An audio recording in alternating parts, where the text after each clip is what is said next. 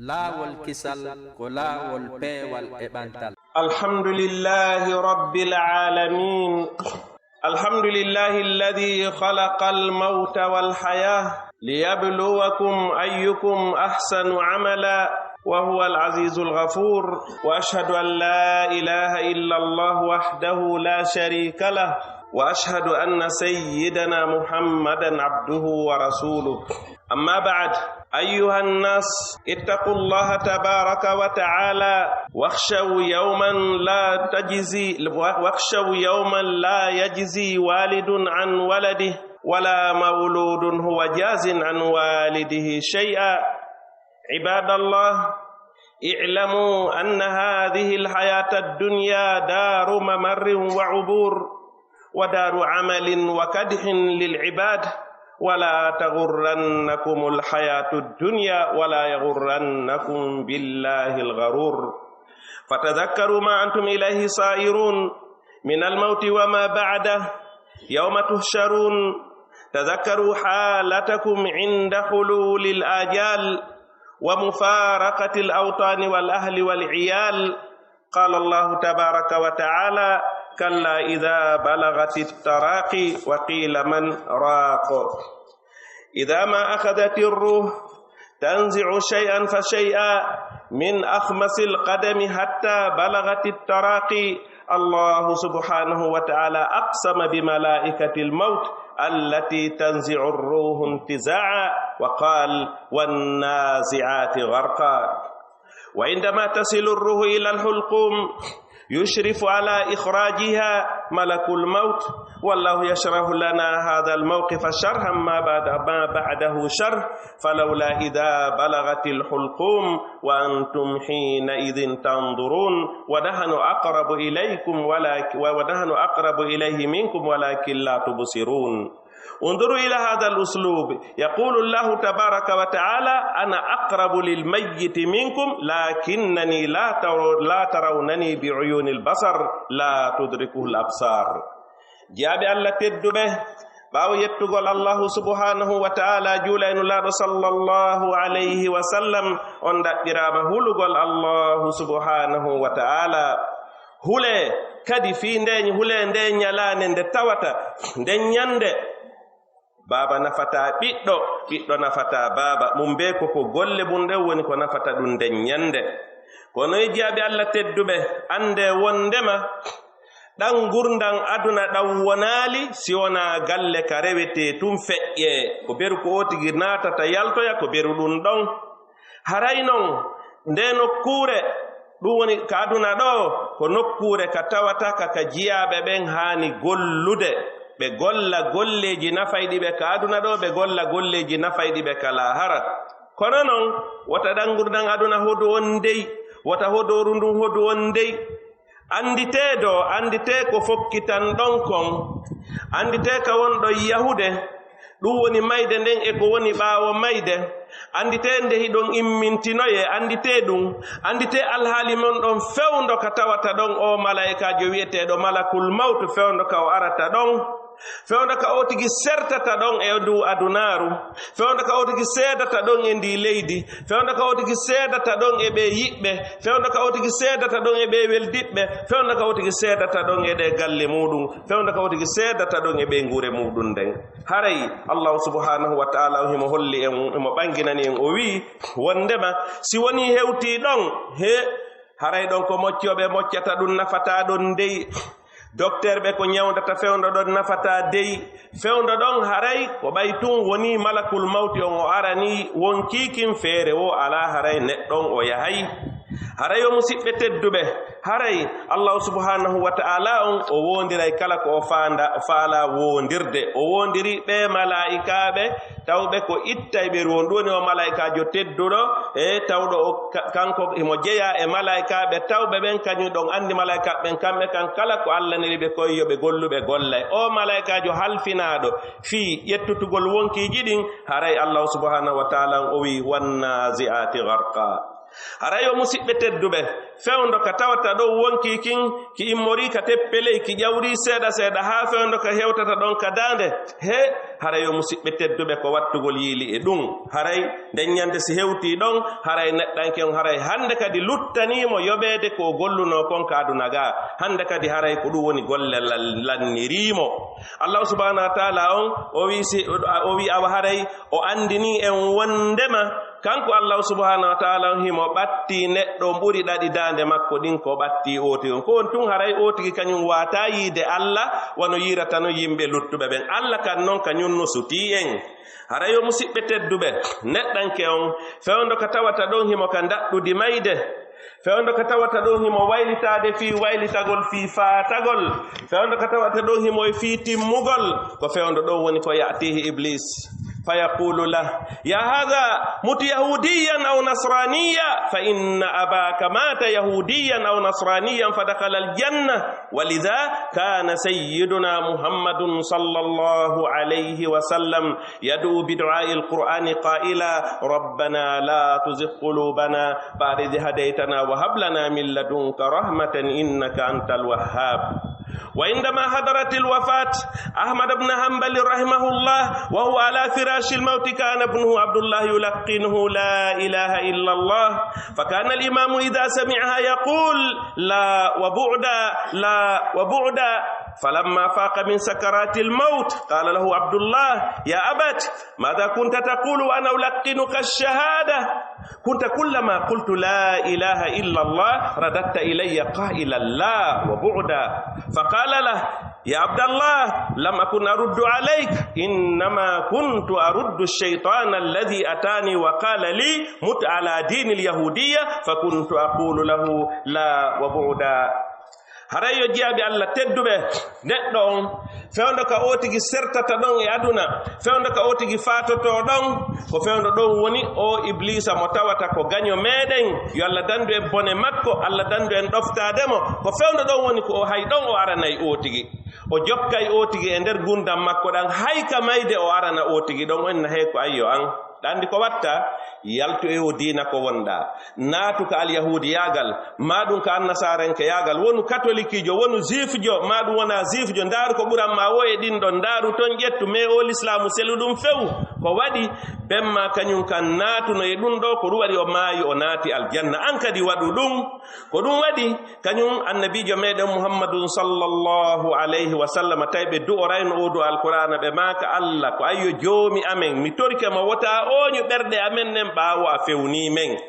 haray neɗɗo fi allah subhanahu wa taala on fewnimo wota o hoditor ɗum ndey toujours ko yo toro allah yo allah tabintinmo e peewal ngal ha allah ƴettitamo e ɗum ɗon seede mum ndaren kadi ɗo kañum ahmad bun hambal karamakojo molanaɗo gando molanaɗo accuɗo defte accuɗo laawol mo tawata hino anda neɗɗo kelluɗo neɗɗo hulowo allah neɗɗo feewuɗo neɗɗo gando molanaɗo maketeɗo ahmad bun hambalin wa ma adraka man ahmad bun hambal o neɗɗo ɓay woni hewtika faato o neɗɗo tedduɗo ɓay woni hewtika faato tawi fewndo ɗon himo ka daɗɗude mayde ko tawi noon himo jogii ɓiɗɗo goo maketeɗo abdoullah on ɓiɗɗo ɗon tawi on ɗon kañum kadi tawi ko ne'iraɗo needi diina l'islam tawi ɓiɗɗo makko on hino andi wondema nulaaɗo sallllahu alayhi wa sallam hino maaki man kana akhiru kalamihi la ilaha illa llahu dakala aljanna ɓiɗɗon no andi wondema nulaaɗo no maaki mo tawi ko la ilaha illa llahu sakkiti wolude ka aduna ɗo o naatay aljanna ko ɗum waɗi tawi ɓiɗɗo on no longindegol konngol bemmum tuma wo ɓiɗɗon longini bemmum konngol ngol ɓiɗɗon in baba kañum ahmad bun hambal ɓe maka o oye potto yahi ɗon ɓe kontini ɗon ha nde ɗuma allah waɗi kañum cheikhu on ɗiwti ɓay woni ɓe ɗiwti ɓiɗɗon ini e baba nane noon tawi tuma mi andintini on wi'ugol la ilaha illallah wo hiɗon makude la wa buuda potto takko an tawi hiɗon makude ɗum hari ko fi hon ɗum on tuma kañum cheikh ahmad bun hambal ɓe maaki wondema na an mi wonno jaabade hari konko mi wonno wowlude na an mi wonno wowlande na an mi wonno jaabade fewdo ɗon tawi hari iblis no ari daranimi no wiidela wondema komi yalto e o diina l'islam mi naata ka chrétien yagal maka alyahudi yagal yagal fi yo minatu aljanna ko mi wonno wiide potto yeso am mi watta ko wiida ko mi watta ko wiida ko mi wada ko doni mi yaltata ka diina l'islam mi nata e al yahudi yagal ma dum en nasaran yagal mi watta dum few na am bi ango mi wonno jaabade aw harayo musibbe tedbe dum do kadi no holli en wondema etoden ne'irem bibbe men be needi diina l'islam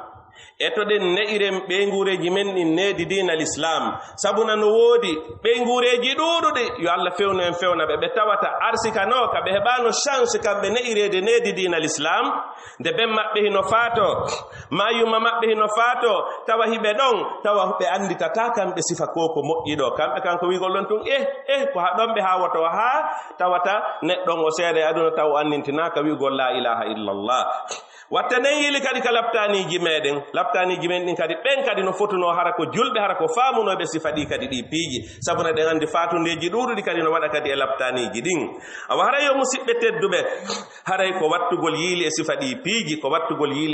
piiji haray yo musidɓe tedduɓe haray neɗɗo on yo andu kala dow ko o golli konka aduna o ko ɗum woni ko o yoɓoyte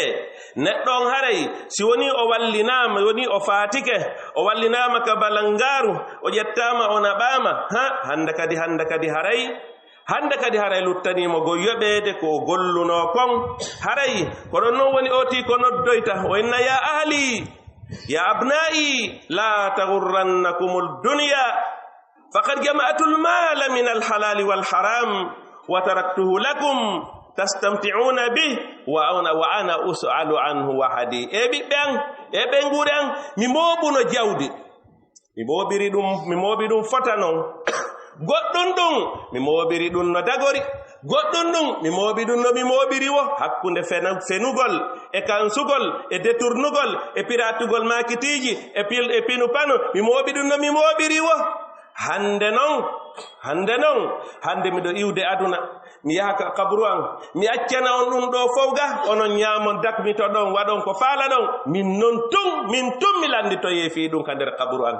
taw ko onno tigi watta awa haray ko wattugol yiili e ɗum no jeeya e faljere neɗɗo on kañum nde moɓirta no moɓiri wo o tigi tawa o accoya ɗum noon aduna ga tawa ɓeeno gerda fi hettugol ɗum kanko tun himo landitoye fi ɗum ka gabru makko ñande darngal ta kanko tun himo landitoye fi ɗum ko ɗum waɗi o wi ya ahli ya abna'i la tagurrannakumul hayatud dunya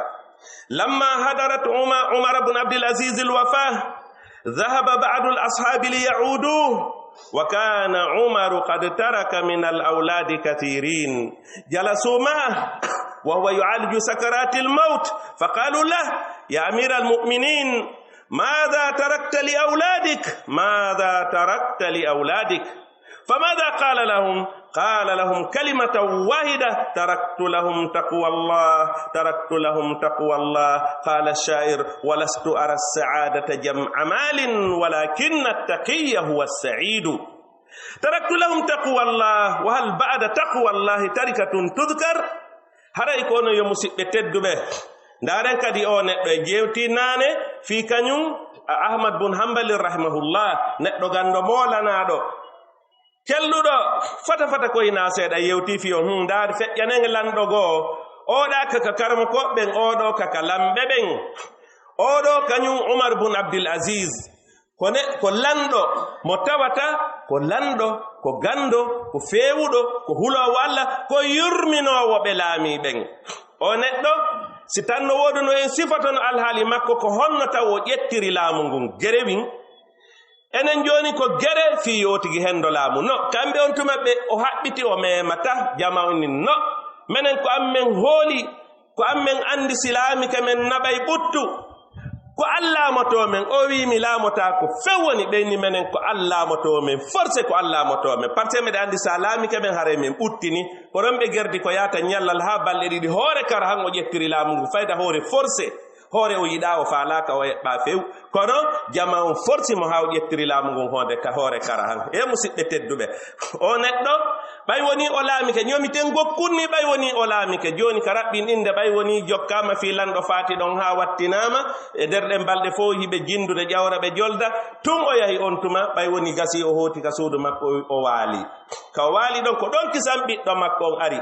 noddimo baba imme onni way accatami fowto ɗe balɗe ɗo fopp en ɗanaki o tigi no jindi ɗe balɗe ɗo fof no gon hi baba alaka waalo ɗon musidɓe mon ɓen no jattuno leyɗe yimɓe no jattuno jawle yimɓe joni noon onon on hande noon ko onon woni ko laami oɗon mari ka waalo ɗo on jonnitali yimɓe ɓen haqqeji maɓɓe ɗin o inni mi weltanike Allah subhanahu wa ta'ala on ittuɗo e an andintinowolan kulol Allah o wi ko gonga ma yo ɓiɗɗo an o nodditi kisan jama o moɓitiɓe o landi janguɓe ɓen joni noon ɓe yimɓe buyno jattano miɗo duwaɓe jonnutude ka mi duwaka ɓe jonnutude woɓɓe goyna tigiti ɓayna an jattiɓe tigi ɗon probléme ala probléme fi ɓe fewndo ɗo ko an woni ko laami kala mo jonnutuɗa fewndo ɗo o hetti hiɗa duwaɓe jonnutude o inni mi ƴetti ko yewtuɗon ko o inni o kala e hollu kala ko jattano fo yo hollu o ƴetti o jonniti kala ko jattano e musidɓe tedduɓe goɗɗo moɓoy kadi mon tan molanaɗo ari tawi mo wi no ari hiwragol mo o wi wo ɗum ɗo ko fewno womi neldu on mi ƴettata few naɓu ndaaru ha fonduɓe ɓe en fodduɓe ɓe mum jonnaɓe ton oyni wo e on yejjiti wondema haɗi nulaaɗo sallllahu alayhi wa sallam ɓe jaɓayno neldaari o wi gonga ma wonande nulaaɗo sallllahu alayhi wa sallam hari ko neldaari wonande menen fewno ɗo si men jaɓi ko ngeenaari ɓay a neldano lan attomi laamade donc mi laami ɗo kala ko adduɗa ɗo joni ko ngeenaari wona neldaari naɓu ton mi faalaka mi memata e musidɓe tedduɓe ɓe no feewine ɓe no hula Allah ne on neɗɗo ɓay noon woni hewtika o faato ɗum woni Umar bun Abdul Aziz ɓay woni o hewtika o faato ɓay woni hewtika o faato on tuma e tawi mo acci ɓiɓɓe buy on tuma fewnde ka o gerdata ɗon e fewnde ka o gerdata ɗon e ɗeɗɗere mayde nden ko fewndo ɗo woni ko landa ɓenni ko onon yo lanɗo julɓe ɓen an o lanɗo ɓe julɓe ko on ɗum accanɗa ɓiɓɓe ma ɓen tawi mo acci ɓiɓɓe buy ko ɗum accanɗa ɓe ngure ma nden o inni wo mi accani on tuma o yewti konngol gotol petti honɗum o wi mi accaniɓe kulol Allah mi accaniɓe kulol Allah ko ɗum waɗi si sha'ir on wi wo min mi yi'aago e mooɓugol jawdi ko ɗum woni maloore min ko mi yii ko woni maloore ko kulol Allah kala hulɗo Allah tigi kon ɗon woni malaaɗo on o wi wo mi accaniɓe kulol Allah wo ene no woodi goɗɗum go ko kelɗi ko ɓaawa ko ɓuri kulol Allah alaa ko ɓuri kulol Allah awa haray o wi wo min ko kulol Allah woni ko mi accani ɓe feƴƴen on ɗon daren kadi e oɗo ayyuhal ihwa lamma hadrat Muhammad bin Ka'b al-Quradi al-wafa kana lahu malun kathir wa qila lahu madha tarakta li waladik qala lahum iddakhartu mali li rabbi wa iddakhartu rabbi li awladi qala Allah tabaraka wa ta'ala fallahu khayrun hafizan wa huwa arhamur rahimin hara yo musidɓe tedduɓe o wi'eteɗo kadi Muhammad bin Ka'b al-Quradi ɓay woni hewtika o faato o noon tawi ko patron jo molanaɗo hella ka jawdi tawi ko marɗo jawdi ɓay woni hewtika o faato tawi jawdi makko ni mo ƴetti ɗum o itti sadakaji e ɗum waɗi moƴƴereji ko heewi ko ɗum waɗi ɓe landimo ɓenni joni noon ko onnon ɗa accande ɓiɓɓe ma ɓen onni wo min komi joni hino mi jente mi sifano on min mi ƴetti jawdi andin mi accanindi jeyɗolan on ɗum woni Allahu subhanahu wa ta'ala ɗum mi ƴetti jawdi andin mi accani mi waɗindi fi Allah mi ƴetti joomi an mi ƴetti ɓiɓɓe mi halfini Allahu subhanahu wa ta'ala he musidɓe tedduɓe ko Allah halfina ɗum yeeboto sikki ala ɗum yeebotako awa haray Allahu subhanahu wa ta'ala on ko kanko woni ɓurɗo wawde reenude kalifu ko Allah halfina kon ɗum yeebotako few aqulu qawli hadha wa astaghfirullah li wa lakum fastaghfiruhu innahu huwal ghafurur rahim alhamdulillahi rabbil alamin wassalatu wassalamu ala ashrafil mursalin sayyidina muhammadin sallallahu alayhi wa sallam amma ba'd akhil karim اذكر ليلتين ليلة زفافك على زوجتك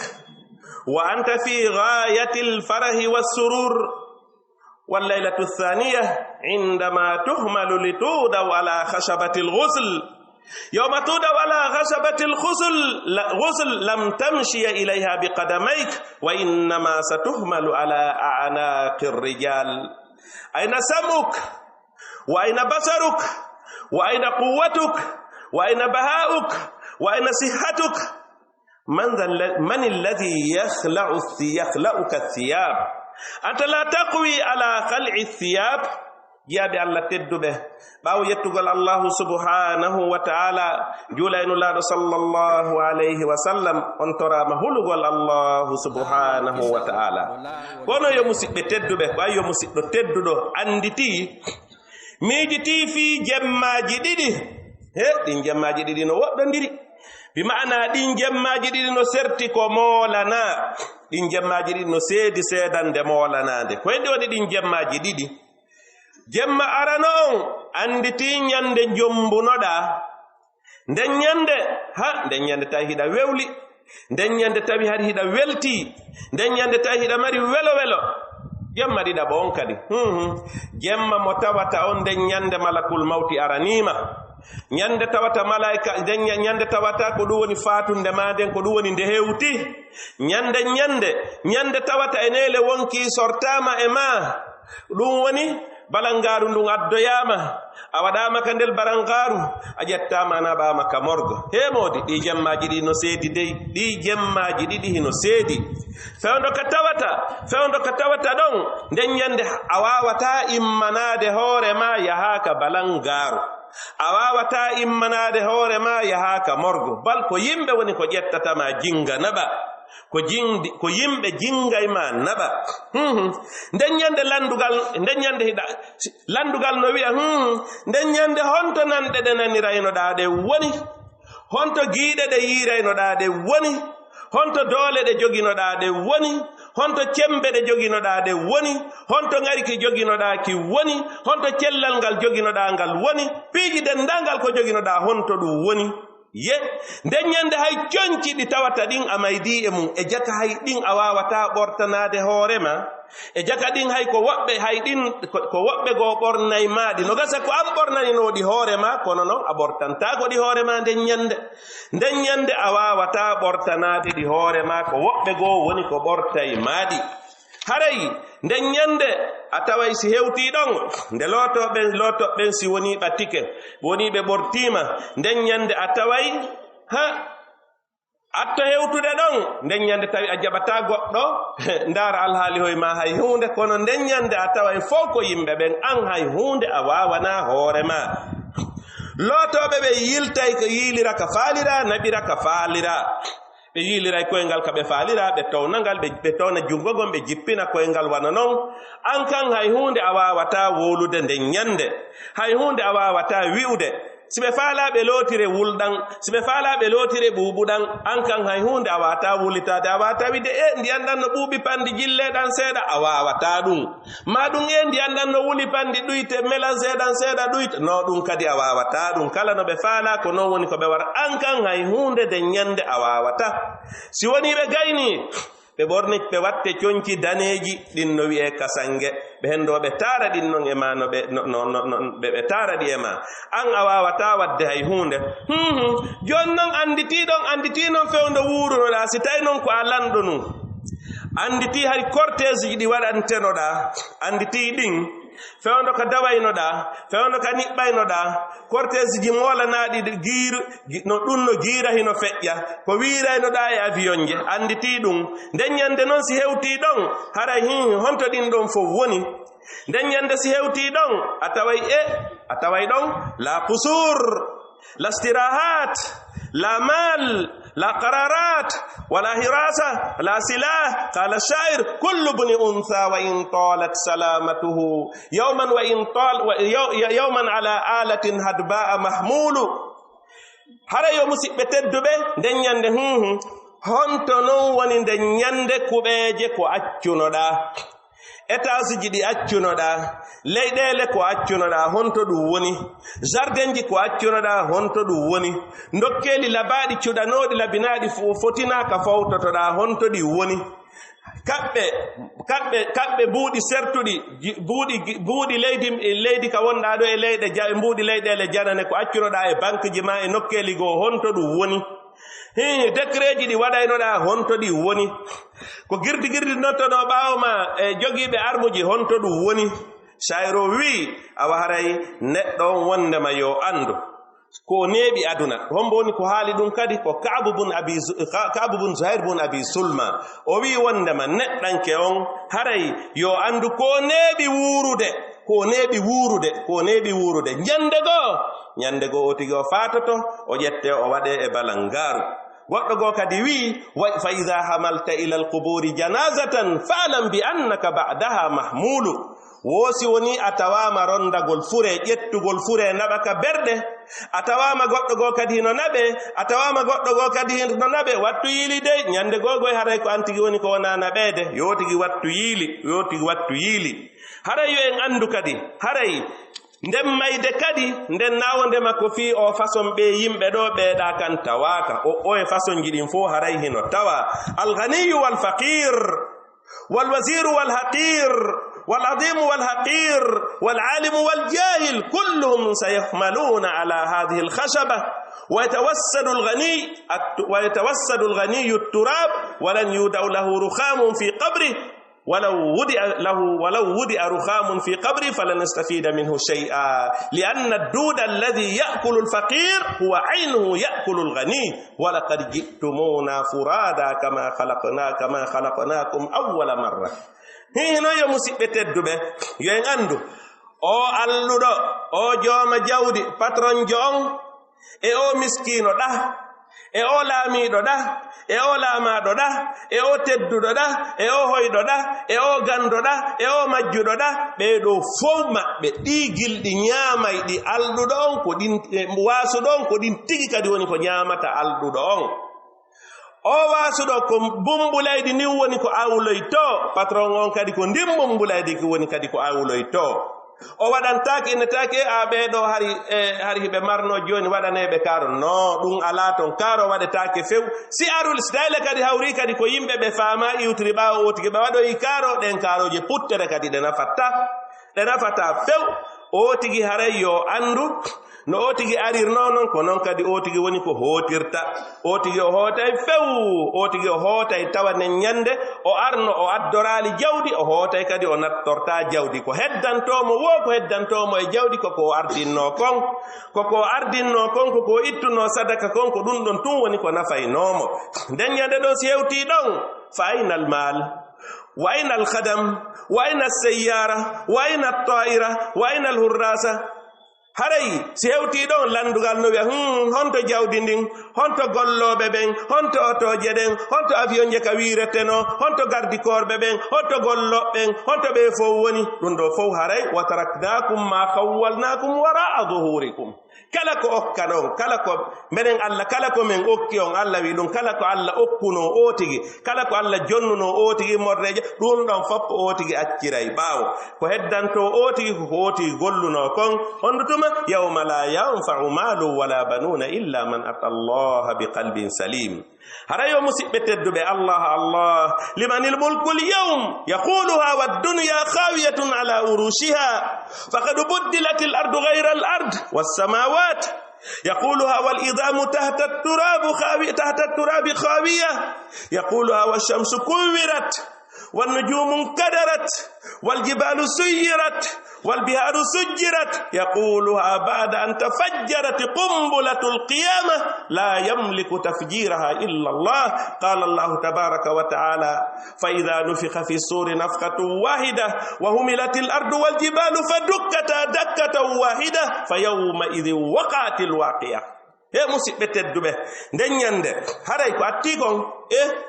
en torki en jeeji goto kala oti wadu fi Allah wakkilo golle nafayde ɗum deññande o dogugol tun fi aduna o yanganagol aduna tun waɗugol hoore mum maccungin aduna tun tawa hella lahara kan hay hunde ɗum ko faljere dey ta o tigi wattutu hoɗɗum o ƴetta Allah makko on o wattita ɗum e jawdi tawa joni hande ko jawdi makko ni woni Allah makko on kadi non naɓiri mon ko ɗon o yarata ta neɗɗo waɗu ɗum dey ta o tigi waɗu ɗum o tigi yo miijiti fi ɗimmoɓe mum ɓe gollidayno yo miijiti fi kawtalɓe mum ɓe kawtirno yo miijiti fi hedditiɓe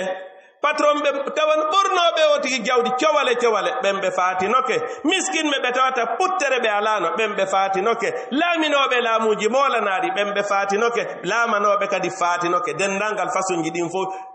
yo tigi anditi ɗum e hara ko nabi ɓeeɗo kon fof accemo sikke o ala ɗum accatamo haray aro e ha Allah lando hande non ko hombo jeyi laamu ngun kombo laami hande nden ñande nde Allah no lando yo ngal landugal ɗon nden ñande a taway hande kadi aduna on ko ɗum woni o warama to a taway leydi nin ndi wattitama kam muliɗin ɗum wattitama nden ñande tawata ƴiye yimɓe ɓen no ka nder bumbu leydi fewndo ka tawato nange e fasama nge montama nge ittama kode ɗen no tetto piitorato tawmaji pelle ɗen hino wiira feƴƴa